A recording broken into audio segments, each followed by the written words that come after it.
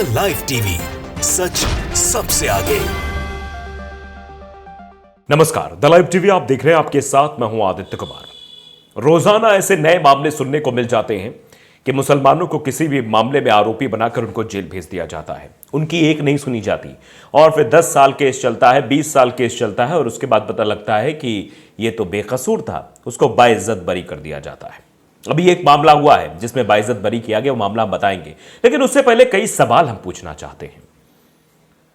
अदालती कार्रवाई चलती रहती है, समाज में ताने मिलते रहते हैं और मुस्लिम युवक के अगर वो एक भी साल जेल में रहा तो उसका पूरा जीवन परिवर्तित हो जाता है।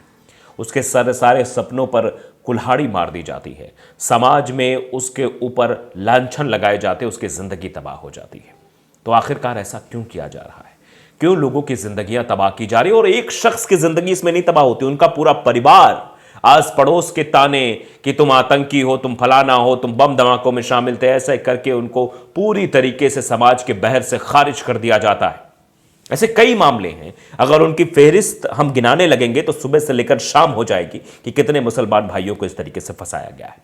लेकिन आज उस पर चर्चा ना करके हम पहले यह बताते हैं आपको खबर क्या है कि किस तरीके से एक शख्स 20 साल बाद जिनको इंसाफ मिला है, लेकिन उनकी जिंदगी किस तरीके से बदली होगी, इसके बारे में चर्चा बाद में करेंगे। लेकिन कुछ मामले जरा आपको बताते हैं। ताजा मामला जो हमारे सामने है वो अजमेर की टाडा कोर्ट का है, जहां अब्दुल करीम टुंडा को 31 साल बाद रिहा किया गया है। यहां मामला बड़ा है, 31 साल यानी पूरी की पूरी आधी जिंदगी से ज्यादा।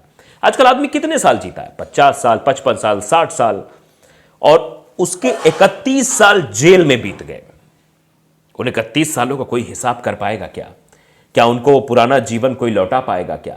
31 सालों में जेल के अंदर जो प्रताड़ना मिली, उसका हिसाब कौन देगा? आज भले ही वो बाइज्जत बरी हो गए हैं, आज समाज में एक नई नज़र से उन्हें देखा जाएगा, नई चीज़ें होंगी, लेकिन जो उनके साथ पूरे 31 साल हुआ और जो उनके परिवार, उनके समाज, उनके रिश्तेदारों के साथ हुआ, उसका हिसाब कोई दे पाएगा क्या? ये सवाल बड़ा है। दरअसल 1993 में टुंडा पर मुंबई, लखनऊ, कानपुर, हैदराबाद और सूरत की ट्रेनों में सिलसिलेवार बम धमाके का आरोप था। क्या भारत में मुसलमान ऐसे ही फंसाए जाते हैं? सवाल पूछा जा रहा है। क्या मुसलमानों को ऐसे ही फंसाकर उनकी जिंदगी नरक बना दी जाती है? क्या मुसलमान होना गुनाह है? क्या मुसलमान है तो आतंकी ही होगा? ये विचारधारा, ये मानसिकता जिस तरीके से देश को गर्त में ले जा रही है, इससे आप अंदाजा लगा सकते हैं। आप देखिए जरा इनकी तस्वीरें, आप देखिए, ये चल नहीं पाते, व्हील चेयर पर चल रहे हैं, यानी अपने अंतिम दिन पर हैं ये। और अब आप ज़रा इनसे, इनके ऊपर पूछिए किस तरीके से इन्हें 31 साल प्रताड़ना दी गई होगी। जो इनका समय था, जिस वक्त में इनको अपने परिवार के साथ एक अच्छा जीवन जीना था, उस वक्त ये प्रताड़ना झेल रहे थे, पुलिस के डंडे सह रहे थे। इनके समाज के लोग, इनके परिवार के जो लोग थे, वो समाज का ताना सह रहे थे।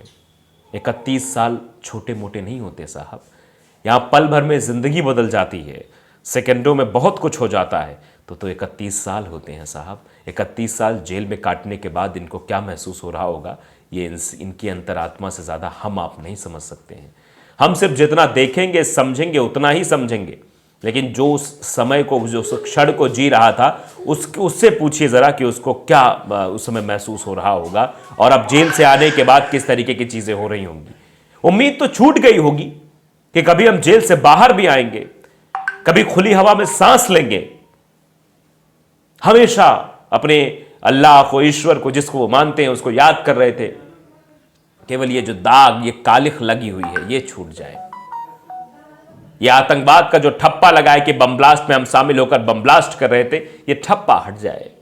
आखिरकार वो तो हो गया, लेकिन वो जिंदगी शायद नहीं बदल सकती है, वो स्थितियां शायद नहीं बदल सकती हैं, और उनका परिणाम ये दिखाई दे रहा है। अजमेर की टाडा कोर्ट ने अब्दुल करीम टुंडा को 31 साल बाद अब रिहा कर दिया है। देखिए खबर, देखिए, ये हिंदुस्तान पर खबर है कि 1993 बम धमाके का आरोपी अब्दुल करीम टुंडा बरी। टाडा कोर्ट ने सुनाया फैसला, दो को आजीवन कारावास इसमें मिला है। 1993 सिलसिलेवार बम धमाके को लेकर बड़ी खबर सामने आ रही है। अदालत ने इस धमाके के आरोपी अब्दुल करीम टुंडा को बरी कर दिया है। टाडा यानी कि terrorist and anti disruptive activities act के अदालत ने अब्दुल करीम टुंडा को किसी मामले में दोषी नहीं पाया है। राजस्थान में अजमेर की टाडा कोर्ट ने फैसला सुनाया है। धमाके के करीब 31 साल बाद सभी को अदालत के फैसले का इंतजार था। अब अदालत ने अब्दुल करीम टुंडा को बरी कर दिया है। इसी के साथ टाडा कोर्ट ने इरफान और हमीदुद्दीन को दोषी करार दिया है। इन दोनों को अदालत ने आजीवन कारावास की सजा सुनाई है। आपको बता दें कि साल 1993 में मुंबई, कानपुर, हैदराबाद, सूरत और लखनऊ की कुछ ट्रेनों में एक के बाद एक धमाके हुए थे। इस मामले में अब्दुल करीम टुंडा, इरफान और हमीमुद्दीन पर संगीन आरोप लगे। तो अब्दुल करीम टुंडा को साल 2013 में नेपाल बॉर्डर से पकड़ लिया गया था। सभी आरोपियों के खिलाफ टाडा एक्ट में केस दर्ज किया गया था। इस मामले में अब तक 150 से ज़्यादा लोगों की गवाही हो चुकी है। अब्दुल करीम टुंडा के बारे में बताया जाता है कि वो उत्तर प्रदेश के हापुड़ ज़िले का रहने वाला है। पिलखुआ में वो बढ़ई का काम करता था। अंदेशा जताया जाता है कि अब्दुल करीम टुंडा खूंखार आतंकवादी संगठन लश्कर ए तैयबा से जुड़ा है। यह भी दावा किया जाता रहा कि टुंडा ने पाकिस्तान की खुफिया एजेंसी ISI से दहशत फैलाने की ट्रेनिंग भी हासिल की थी। बाबरी मस्जिद विध्वंस की पहली बरसी पर 6 दिसंबर 1993 को आतंकियों ने ट्रेन में सीरियल ब्लास्ट किए थे। इस मामले में कुल 17 आरोपियों को पकड़ा गया था। इस ब्लास्ट के पीड़ितों को बरसों से न्याय का इंतजार था।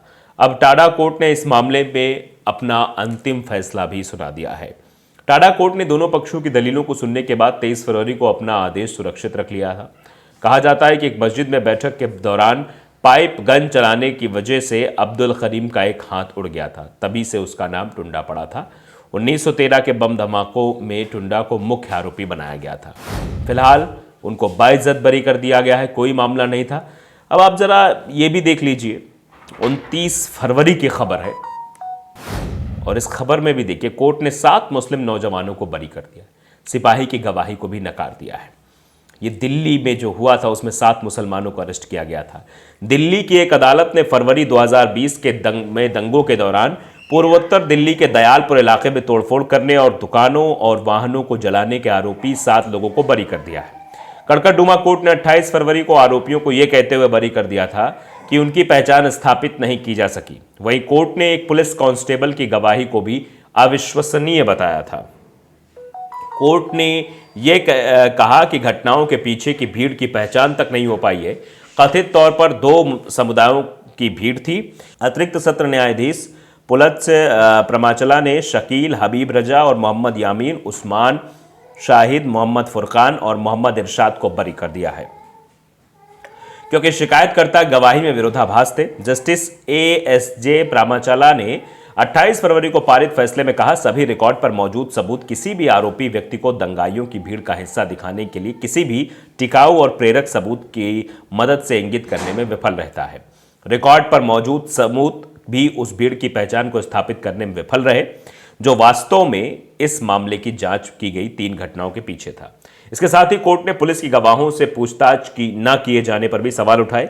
इसमें कहा गया कि कांस्टेबल पवन से कोर्ट के समक्ष पूछताछ नहीं की गई और यह ज्ञात नहीं कि उसने आरोपियों में फुरकान, इरशाद को कहां देखा था। न्यायाधीश ने कहा, आरोपी व्यक्तियों के कहने पर कथित तौर पर बरामद पिस्तौल और डंडा की कोई प्रासंगिकता नहीं है। कोर्ट ने कहा कि अभियोजन पक्ष के गवाह दुलीचंद पाल ने उस स्थान पर 2 भीड़ सक्रिय होने का उल्लेख किया, जिसका अर्थ है कि इन 2 भीड़ में कोई भी हो सकता है जिसने उसकी दुकान में तोड़फोड़ की और आग लगा दी।